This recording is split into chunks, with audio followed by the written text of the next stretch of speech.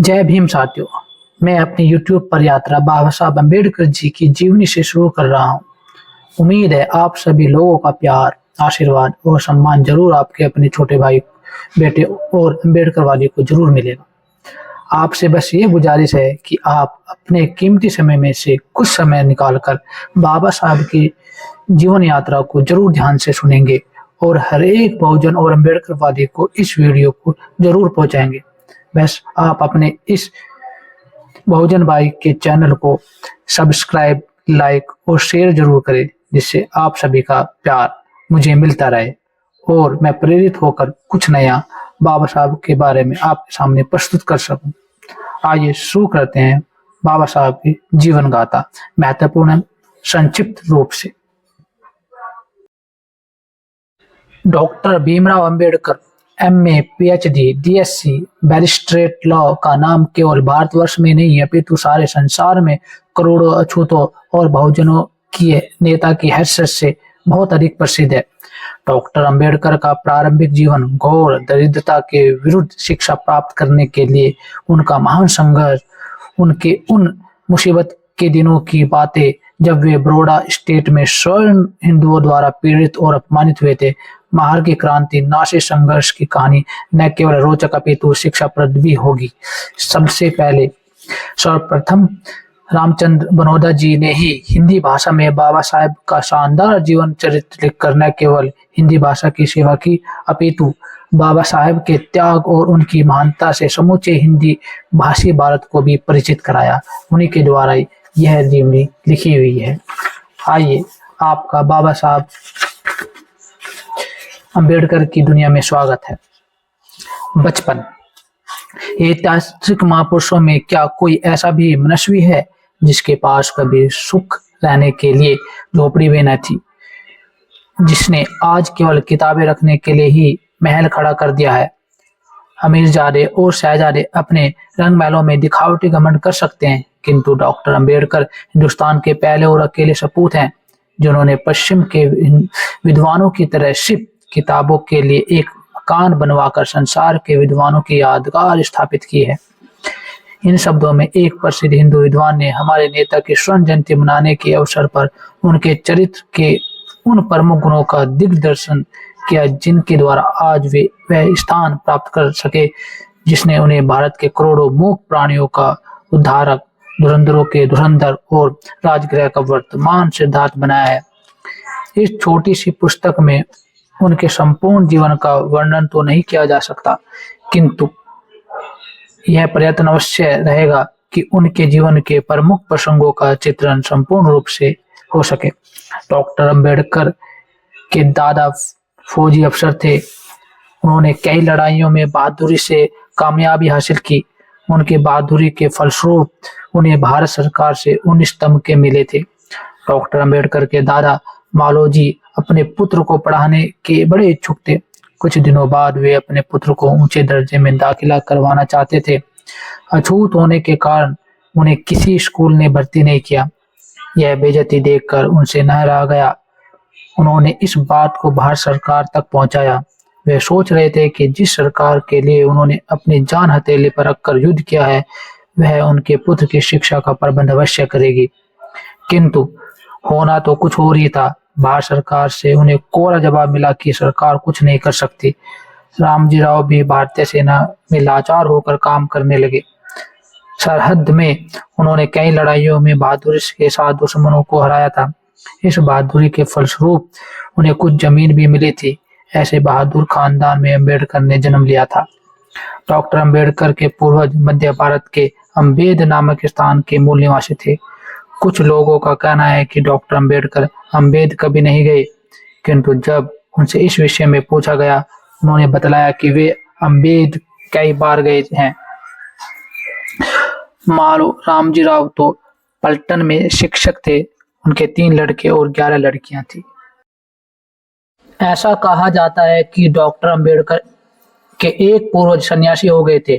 कुछ दिनों बाद वे अपने गांव वापस आए। उनके साथ बहुत से सन्यासी भी थे।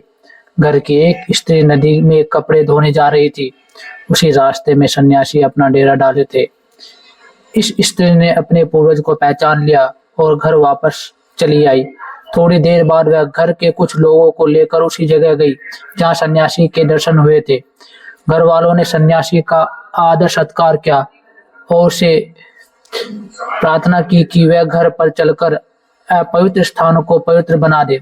घर वालों ने सन्यासी से बहुत हट किया, लेकिन वह सन्यासी किसी की भी नहीं सुनने वाला था। अंत में जब सन्यासी से अधिक आग्रह किया गया, तब उसने कहा कि सन्यासी के जाने से घर पवित्र नहीं हो जाएगा। सन्यासी ने घर पवित्र होने का आशीर्वाद दिया है।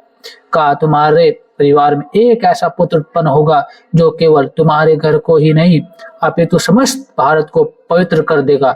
यह आशीर्वाद डॉक्टर अंबेडकर के रूप में प्रकट हुआ। भीमराव रामजी अंबेडकर का जन्म 14 अप्रैल 1891 को मऊ के रुखड़ स्थान में हुआ। आज भी मऊ भारत का एक प्रसिद्ध सैनिक केंद्र है। इसी स्थान पर भीमराव अंबेडकर के पिता सूबेदार रामजी राव एक सैनिक अफसर थे। तोपों की गर्जन, बंदूकों की गड़गड़ाहट सुनकर बालक अंबेडकर कभी मुश्किल से ही चौंका हो। बालक केवल कुछ महीनों का ही था कि उसके पिता का तबादला रत्नागिरी के दापोली नामक स्थान में हो गया। दापोली एक छोटा सा पहाड़ी स्थान है। यहाँ पर अधिकतर किसान ही रहते हैं। सूबेदार रामजी राव अपने नन्हे बच्चों को एक योग्य पुरुष बनाना चाहते थे। दापोली में उन्होंने भीमराव अंबेडकर को पाठशालाओं में भेजना चाहा। अछूत होने के कारण भीमराव अंबेडकर को किसी भी स्कूल में स्थान नहीं प्राप्त हो सका। जिस दापोली ने भीमराव अंबेडकर को पाल पोष कर 6 वर्ष का कर दिया था, उसी दापोली में भीमराव अंबेडकर को शिक्षा के सारे दरवाजे बंद थे। बालक भीमराव बचपन में ही रामजी राव अंबेडकर की किताबों के पन्ने खोलकर बड़ी देर तक यही देखता रहता था कि इस प्रकार कागज के ऊपर क्या लिखा है। वह बार बार इसी प्रकार क्या करता। कभी कभी वह अपने पिता की बंदूक उठाकर बड़े गौर से देखा करता। उस समय भीमराव यह नहीं जानता था कि एक दिन उसे इसी बंदूक की तरह अपने दुश्मनों पर हमला करना होगा। वह यह भी नहीं जानता था कि कागज के ऊपर विचित्र रूप की रेखाएं ही उसके जीवन का प्रमुख अंग बना जाएंगी। सूबेदार के मकान के पास ही अन्य कई आदमियों के मकान थे। वे सभी अपने बच्चों को पाठशालाओं में भेजा करते थे। भीमराव अंबेडकर प्रतिदिन इन बच्चों को स्कूल जाते देखकर अपने मन ही मन अफसोस किया करता। कई बार भीमराव ने अपने पिता से इस बात का आग्रह भी किया कि वह भी स्कूल जाएगा, किंतु दापोली में उसे पढ़ने के लिए समस्त स्कूलों के द्वार बंद थे। सूबेदार ने देखा कि उसका बच्चा दिनों दिन इसी शौक में कमजोर होता जा रहा है, तो वह परेशानी में पड़ गए। 1892 में अछूतों को पलटन में भी भर्ती नहीं किया जाता था। यदि अछूतों को भर्ती पलटन में जारी रहती तो कौन जानता कि भीमराव भी मात्र सैनिक ही रह जाते, किंतु होना तो कुछ और ही था। ऐसी विषम परिस्थितियों से ऊब कर सूबेदार रामजी राव को रत्नागिरी छोड़कर सातारा जाना पड़ा। पहले तो वहां भी भीमराव को स्कूल में नहीं लिया गया, लेकिन बाद में एक अंग्रेज सैनिक के बीच में पड़ने से स्कूल के अधिकारियों को लाचार होकर भीमराव को ग्रहण करना ही पड़ा। बालक भीमराव बहुत ही खुश हुआ। भीम को सातारा में स्कूल जाते समय एक टाट भी साथ ले जाना पड़ता था। उस समय वह बहुत छोटा था। दूर से स्कूल जाते समय उसके बड़े भाई साथ जाते। एक जांघिया, एक कमीज पहने हुए नंगे पैर भीम अपनी किताब, स्लेट और टाट दबाए अपने भाई के साथ रोज स्कूल जाया करता। शाम को जब माता बाजार जाया करती तो लौटते समय अपने बच्चों को स्कूल से साथ लेकर घर लौट आती। घर लौटते समय बालक भीम फिर उसी प्रकार से तख्ती और टाट दबाए माँ के साथ चुपचाप चला आता। तख्ती, किताब तो स्कूल के लिए आवश्यक हैं, किंतु टाट का स्कूल में क्या काम था। यह टाट बालक भीम के पूर्वजों के पापों का चिन्ह था। सातारा में पढ़ने वाले सभी बच्चे स्कूल जाते, लेकिन कोई टाट लेकर तो जाता ही नहीं था। केवल भीम ही को क्यों टाट ले जाना पड़ता था। वह इसलिए क्योंकि वह अछूत था। अछूत होने के कारण वह मनुष्य का पुत्र नहीं था। वह एक घृणास्पद तुच्छ जीव का निशान मात्र था, जिसे मानवता का कोई अधिकार प्राप्त नहीं था। वह एक ऐसे समुदाय का प्राणी था जो मूक जानवर की भांति अपमान और डंडों की मार सहने का आदी बन गया था। किंतु बालक भीम में मान था और साथ ही साहस और धैर्य भी। वह धीरे से काम लेना चाहता था। सातारा में भीम को स्कूल में कोई सुविधा नहीं दी गई। यह उसके जीवन का शैशव काल था। इसी शैशव काल में ही भीम के हृदय में हिंदू समाज के प्रति विद्रोह करने का विचार दृढ़ होने लगा। परिस्थितियां ऐसी थी कि भीम का धैर्य भी अटल बनने लगा। जिस कमरे में भीम का दर्जा लगता था, उस कमरे में प्रवेश करने के लिए उसे यह आदेश था कि जब तक सब लड़के कमरे में न चले जाते तब तक वह बाहर ही रहे। जब सब लड़के कमरे में चले जाते तब कभी मास्टर साहब आने में देर लगा देते। भीम कमरे के बाहर ही खड़ा सोचता रहता कि ऐसा विशेष व्यवहार केवल उसी के साथ क्यों हो रहा है। क्या ही अच्छा होता यदि मास्टर साहब उसे कमरे में पहले जाने देते। वह भी अन्य बच्चों की तरह कमरे के अंदर जाकर बोर्ड पर लिखे हुए अंकों को जी भर कर देख पाता। बालक भीम बोर्ड पर लिखे हुए अक्षरों को देखने के लिए तरस जाया करता था। भीम अपना टाट लिए हुए दरवाजे के पास ही खड़ा रहता और जब मास्टर कमरे में चला जाता तब वह भी दरवाजे के पास ही सब लड़कों के पीछे और अलग अपना टाट बिछाकर बैठ जाता और एकाग्रचित्त होकर ध्यान से मास्टर की बातें सुनने लगता। रास्ते में भीम को रोज टाट ले आना और ले जाना अच्छा नहीं लगता था।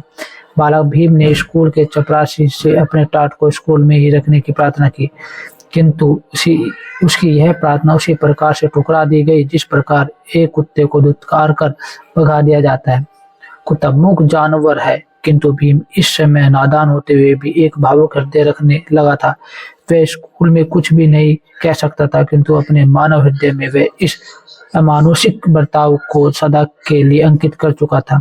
एक मामूली आदमी जो उसकी सेवा करने के लिए है, उसे सेवा के स्थान पर स्वयं कष्ट देता है, स्वयं कहना न मानकर हुक्म चलाता है और ऊपर से उसे यह धमकी देता है कि वह स्कूल से उसे निकलवा देगा।